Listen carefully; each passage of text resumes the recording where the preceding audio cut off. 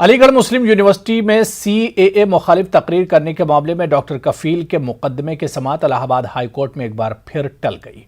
रियासती हुकूमत की दरख्वास्त पर इलाहाबाद हाईकोर्ट ने कफील खान मामले की समाअत मुलतवी कर दी। डॉक्टर कफील पर अलीगढ़ मुस्लिम यूनिवर्सिटी में सीएए मुखालिफ जलसे में मुबैना तौर पर इश्तियाल अंगेज तकरीर करने और बदअमनी फैलाने का इल्जाम है। योगी हुकूमत ने डॉक्टर कफील पर नेशनल सिक्योरिटी एक्ट लगा दिया था। गुज़िश्ता साल 1 सितंबर को इलाहाबाद हाईकोर्ट ने कफील खान पर से एनएसए हटाने और उनको जमानत पर रिहा करने का हुक्म दिया था। डॉक्टर कफील की तरफ से पुलिस चार्जशीट और जिला अदालत की प्रोसीडिंग को चैलेंज किया गया है। अब इस मामले की समाअत आइंदा 12 जुलाई को होगी। दिलीप कुमार के चाहने वालों की कमी नहीं है। इनमें दिलीप कुमार के ऐसे बेमिसाल शहदाई भी शामिल हैं जिन्होंने इनके नाम को अपनी शिनाख्त से जोड़ लिया। इलाहाबाद में सेवई के ताजिर मोहम्मद हनीफ ने 50 बरस पहले दिलीप कुमार के नाम से सेवइयों का अपना कारोबार शुरू किया था। मोहम्मद हनीफ ने इसके लिए मुंबई का सफर किया था और काफी कोशिशों के बाद दिलीप कुमार से मुलाकात हुई थी। उन्होंने दिलीप कुमार से उनके नाम की इजाजत ली थी। मोहम्मद हनीफ की आज तीसरी नस्ल है जो दिलीप सिवाइया के कारोबार से वाबस्ता है। मोहम्मद हनीफ के पोते तौफीक अहमद का कहना है कि दिलीप कुमार का नाम उन कारोबार और घराने की पहचान बन चुका है। मोहम्मद हनीफ का कहना है कि वो मुस्तकबिल में भी इस तारीखी नाम को बाकी रखेंगे। हमारे दादा दिलीप कुमार साहब के बहुत बड़े फ़ैन थे और जब कोई मूवी उस टाइम की मुगल आज़म आई थी तो वो इतने प्रभावित हुए तो उन्होंने अपना ब्रांड का नाम दिलीप सेवई के नाम से रखा और वो यहाँ से बॉम्बे गए। बॉम्बे में 3-4 दिन 5 दिन उनको टाइम लगा। वो दिलीप कुमार साहब से मिले और उनको अपनी सेवई भेंट किया और उनसे अपनी सेवई का नाम दिलीप सेवई रखने की इजाज़त लिया और दिलीप साहब ने उनको इजाज़त दी।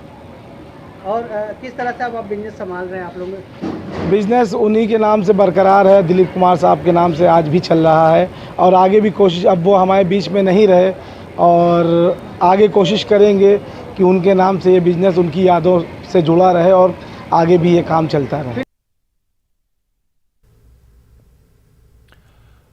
दिलीप कुमार के इंतकाल पर हर तरफ अफसोस का इजहार किया जा रहा है। आलमी शोहरत याफ्ता इदारा अलीगढ़ मुस्लिम यूनिवर्सिटी में भी दिलीप कुमार का ताल्लुक रहा है। दिलीप कुमार एएमयू की सुप्रीम गवर्निंग बॉडी कोर्ट के रुकन रहे हैं। वहीं अलीगढ़ मुस्लिम यूनिवर्सिटी ने इन्हें अपनी एजाजी डॉक्टरेट की डिग्री से भी नवाजा। एएमयू के साबिक अफसर राब्ता आमा डॉक्टर राहत अबरार बताते हैं कि 2002 में दिलीप कुमार को एजाजी डिलीट की डिग्री से नवाजा गया था और इस जलसे तकसीम असनाद में साबिक वज़ीर आज़म आई.के. गुजराल ने जलसे से खिताब किया था। ताहम किसी वजूहात के सबब दिलीप कुमार प्रोग्राम में शरीक नहीं हो सके थे। दिलीप कुमार साहब का अलीगढ़ से 2 हैसियत से अलीगढ़ मुस्लिम यूनिवर्सिटी से ताल्लुक़ रहा है। पहला ताल्लुक़ उनका यूनिवर्सिटी कोर्ट में जो हमारे 42 डिफरेंट कैटेगरी से लोग इलेक्ट होकर आते हैं उसमें दिलीप कुमार साहब आए थे 86-87 में।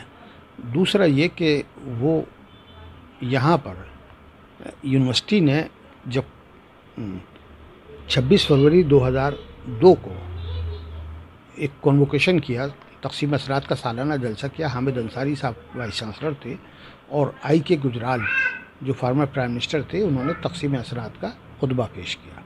उसमें दिलीप कुमार को डिलीट की ऑनरेरी डिग्री पेश की गई। इसके अलावा मुमताज़ मुहक्किक उर्दू के स्कॉलर शमसुर रहमान फारूकी साहब को और बड़े साइंटिस्ट CN राव साहब थे, उनको 3 लोगों को डिग्री दी गई थी। लेकिन बदकिस्मती से दिलीप कुमार साहब उसमें तशरीफ़ नहीं लाए थे।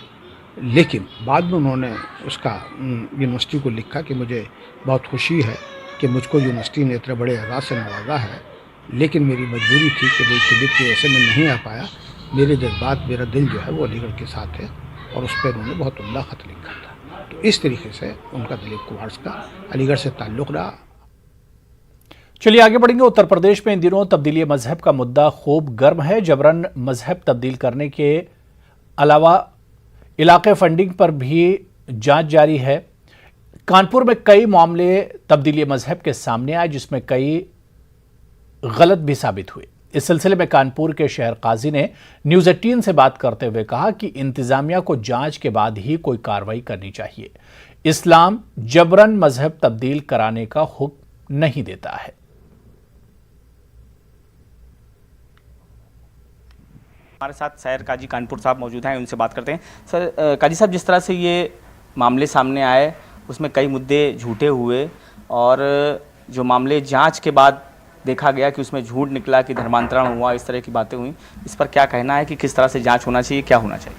देखिए, एक बात ये ज़हन में रखिए कि हमारा कानपुर शहर हमेशा से यहाँ पर जो है कौमी जनजाति प्यार व्यवहार हिंदू मुसलमान सिख ईसाई में बना रहा है। हमेशा से हम लोग सब लोग के साथ उठते बैठते हैं। इस माहौल को बिगाड़ने के सिलसिले में और कुछ पॉलिटिकल लोग जो इलेक्शन सर पे है मुसल्लत, उसकी वजह से कुछ भेदभाव चाहते हैं। वो अपनी कोशिश जद्दोजहद कर रहे हैं कि किसी भी सूरत से कानपुर में कोई दीवार ऐसी खड़ी हो जाए, हिंदू अलग हो जाए मुस्लिम अलग हो जाए, ताकि हम अपनी राजनीतिक रोटियां सेंक सकें। उनकी अपनी ये प्लानिंग है। इसको हर एक को समझने की ज़रूरत भी है कि वजह ये है या कुछ और है।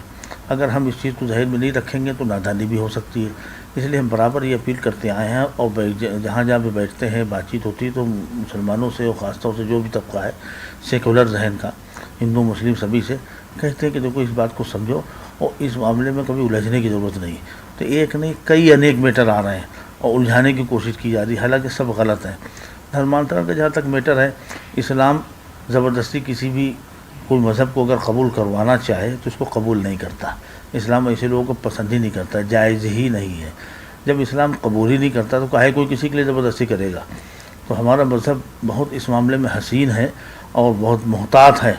जिसको इंशरा हो सर सदर के साथ और दिल से चाहता हो, वो अगर इधर आता है तो नवैयत दूसरी है। लेकिन कोई अगर ये कहता है तो ये सरासर 100% गलत है और नाजायज़ है। अलीगढ़ मुस्लिम यूनिवर्सिटी के जवाहरलाल नेहरू मेडिकल कॉलेज के एनेस्थेसिया शुबे के प्रोफेसर सैयद मुईद अहमद के काम को मुल्क के सबसे बड़े central board of secondary education की शाये करदा टेक्स्ट बुक में शामिल किया गया है।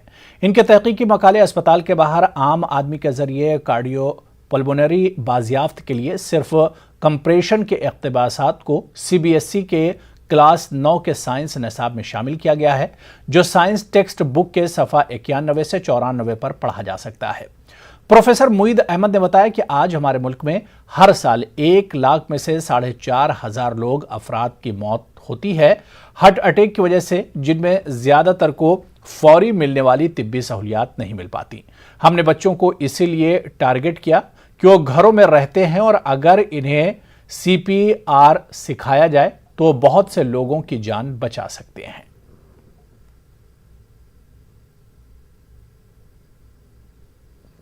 देखिए, हमने जो ऑब्ज़र्व किया है उसमें लगभग 4,500 लोगों मर जाते हैं 1 लाख में से हर साल इंडिया में, और वो सडन कार्डिक अरेस्ट की वजह से मरते हैं।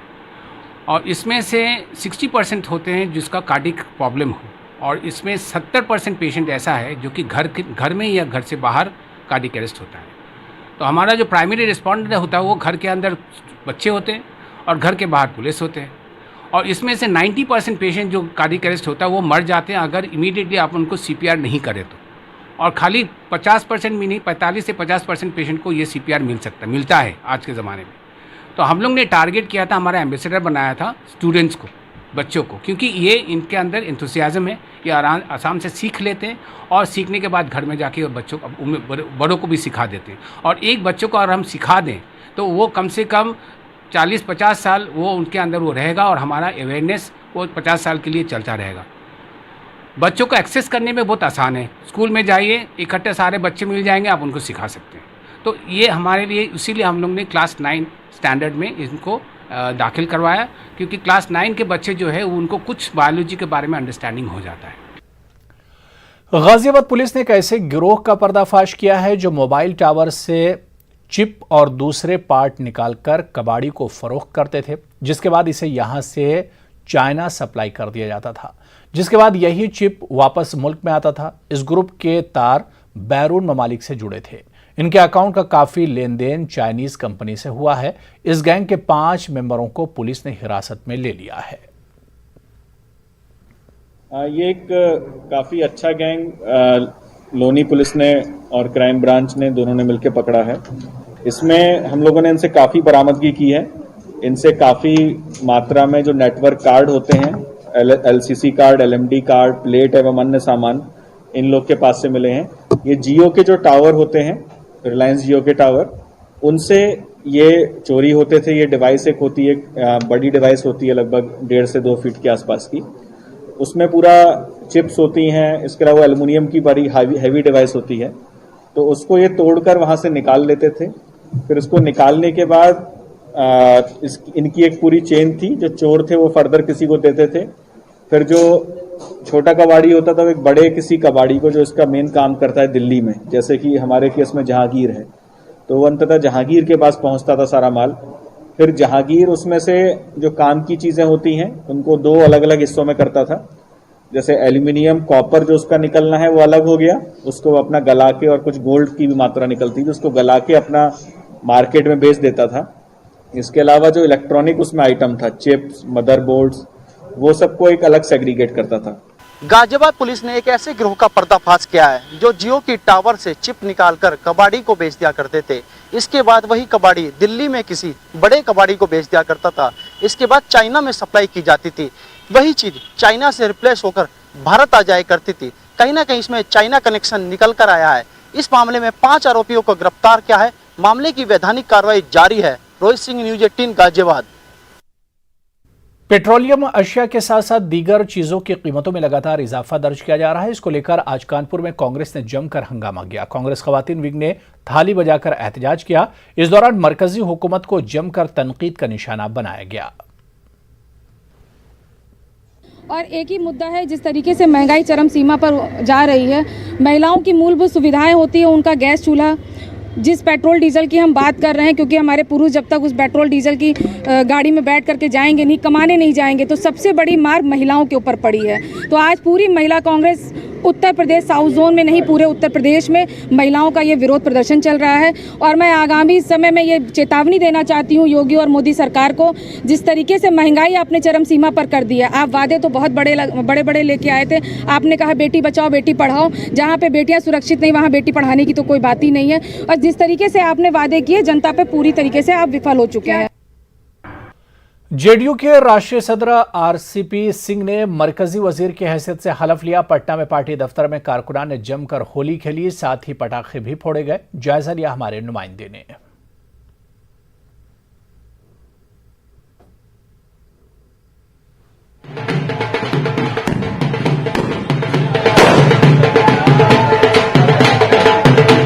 आरसीपी सिंह के शपथ लेते ही जेडीयू कार्यालय में देखिए किस तरीके से खुशियां मनाई जा रही हैं। जो पार्टी की जो महिला नेत्री हैं वो एक दूसरे को अबीर गुलाल लगा करके, मिठाइयां खिला करके यहाँ पर खुशियां मना रही हैं। आपके पार्टी के नेता आज केंद्रीय मंत्रिमंडल में। जी नीतीश कुमार महिलाओं को सशक्त करने वाली सबसे बड़ी पार्टी है मेरे ख्याल से ये पूरे भारतवर्ष में।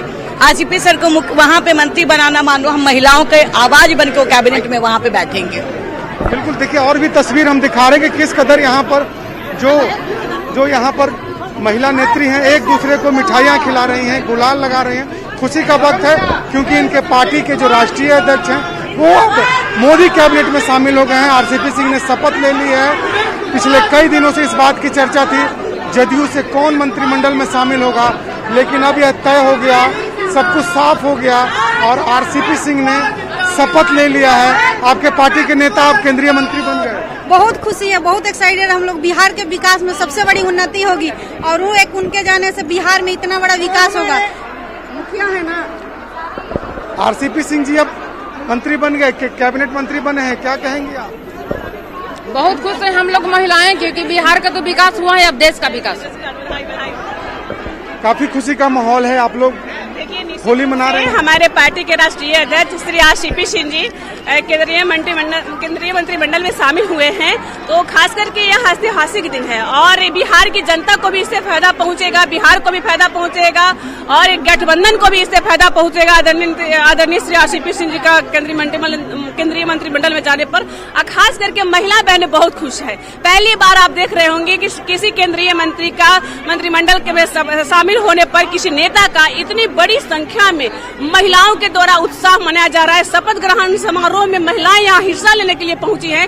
राजनीतिक चेतना का यह यहाँ पर परिभाषित करता है कि कितनी महिलाएं जेडीयू में सशक्त हो गई है। इसका सबसे ज्यादा अगर आगे बढ़ाने का काम किए हैं तो आदरणीय नीतीश कुमार जी किए हैं और श्री आरसीपी सिंह जी किए हैं। महिलाओं को 35% संगठन में उन्होंने आरक्षण दिया है, जिसका आज परिणाम महिलाओं को दिख रहा है। बिल्कुल, देखिए आरसीपी सिंह के केंद्रीय मंत्रिमंडल में शामिल होने के बाद ये जदयू कार्यालय की तस्वीर है। किस तरह यहाँ पर खुशियां मनाई जा रही हैं। बाहर में ढोल नगाड़े हैं तो अंदर में महिलाएं होली खेल रही हैं, मिठाइयां बांट रही हैं। तो कहीं न कहीं कहा जा सकता है कि जदयू के लिए खुशी का पल जरूर है, लेकिन फिलहाल जदयू को एक ही सीट से संतोष करना पड़ा है केंद्रीय मंत्रिमंडल में। नीतीश कुमार और पार्टी की चाहत थी कि अधिक सीटें मिले, लेकिन फिलहाल एक ही सीट मिली और उसके बाद ये जश्न का माहौल है। कैमरा पर्सन दीपक के साथ शैलेंद्र, न्यूज़ 18 पटना। पशुपति कुमार पारस को मरकजी वजीर बनाए जाने पर एलजेपी कारकुनान में खुशी की लहर है। पार्टी दफ्तर के बाहर कारकुनान ने एक दूसरे को मिठाइयां खिलाकर खुशी का इजहार किया। हमारे नुमाइंदे ने पार्टी दफ्तर के हालात का जायजा लिया।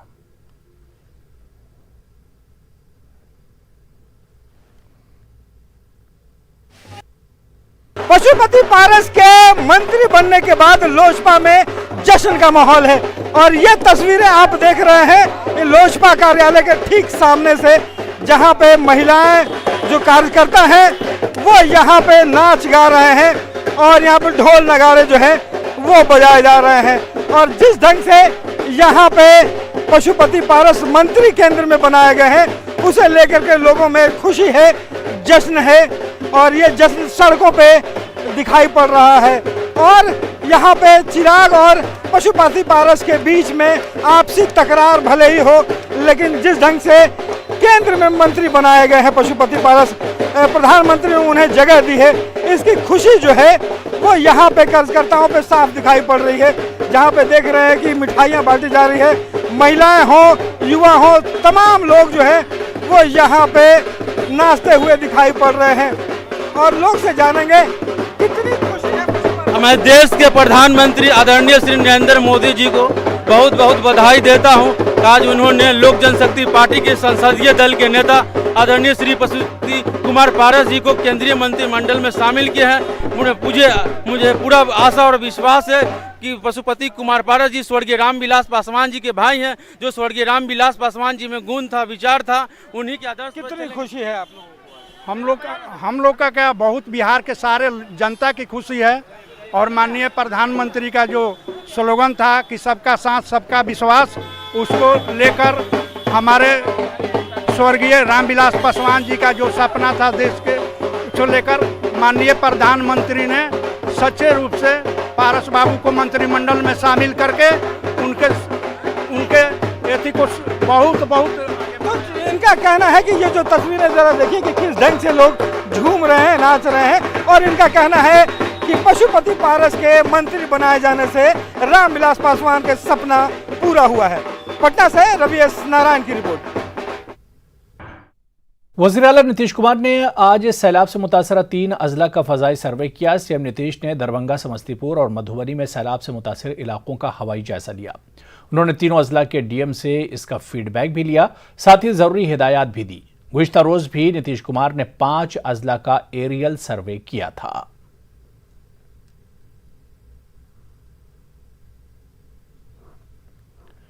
उधर बिहार के सीमांचल में सैलाब तबाही मचाने को तैयार है। सीमांचल के कई मकामात पर सैलाब के सबब लोगों का जीना मुहाल हो गया है।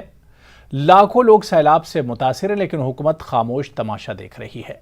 यह कहना है MIM के रियासती सदर अख्तरुल ईमान का। अख्तरुल ईमान ने पटना में न्यूज़ 18 से बात करते हुए कहा कि बार बार सैलाब के सिलसिले में असेंबली में सवाल उठाया गया है। वज़ीर आला नीतीश कुमार से इस ताल्लुक से अपील की गई, लेकिन हुकूमत इस पर कोई असर नहीं है। सीमांचल को पूरी तरह से हुकूमत नजरअंदाज कर रही है।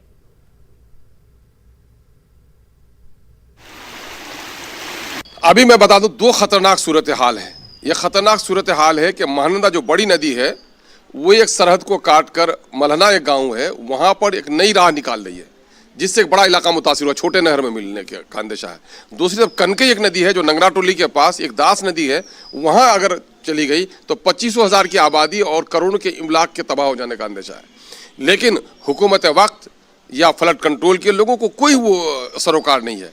तकरीबन 70 मकामात पर मैं अपने हल्के का अगर हम जोड़ लें, किशनगंज को, कोचाधामन को, बहादुरगंज को, जोकी के हल्के को अगर जोड़ लिया जाए उसमें और बायसी के हलके को तो जोड़ लिया जाए तो तकरीबन मैं समझता हूं कि 200 मकामात पर कटाव है। इन 200 मकामात पर से बमुश्किल 10 से 15 मकामात पर ही गांव के बचाने का काम, जिसको कहते हैं एंटी एरोजन काम कहते हैं, ग्राम सुरक्षात्मक कार्य कहते हैं, वो कराया गया है। बाकी जगहों पर काम नहीं किया गया। बिहार में एक तवील अरसे के बाद छठे मरहले के तहत इब्तदाई स्कूलों में 94,000 असामियों के लिए काउंसलिंग जारी है। 5 जुलाई से रियासत के सभी अजला में काउंसलिंग का अमल जारी है, जिसमें बड़ी तादाद में उम्मीदवार शरीक हो रहे हैं। पटना हाई स्कूल में काउंसलिंग जारी है।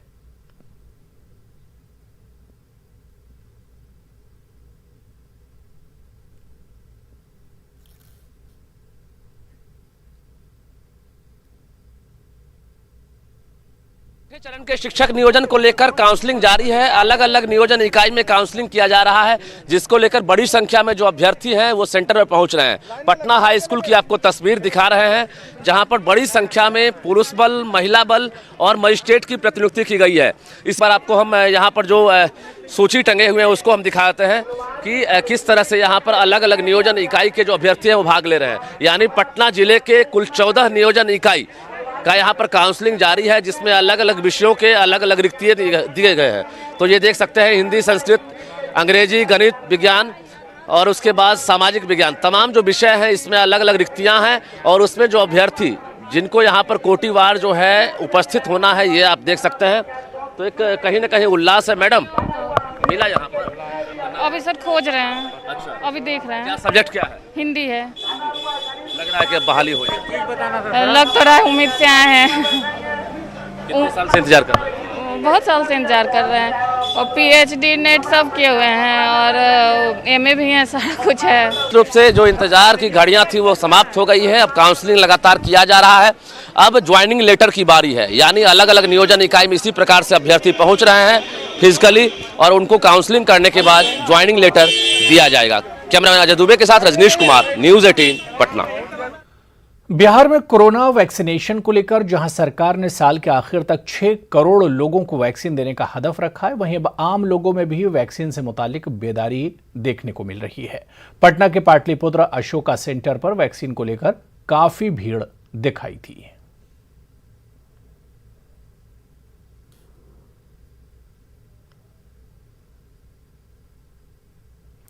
कोरोना वबा के दौरान बाहिमी इमदादो इन्हिसार का जज्बा मुस्तहकम हुआ है। मुल्क इस वबा से मुत्तहिद होकर मुकाबला कर रहा है। टीकाकारी के ऐलान के बाद हम बेहतर ताउन करें, जिससे हम कोरोना को मात देने की जानिब कदम बढ़ा सकें। नेटवर्क 18 इस मुहिम में हर कदम पर आपके साथ रहेगा। जब तक सभी महफूज नहीं, तब तक कोई महफूज नहीं होगा। इसी सोच की बुनियाद पर हमारी मुहिम संजीवनी का मकसद ये यकीनी बनाना है कि वैक्सीन पाना सभी हिंदुस्तानियों का हक है।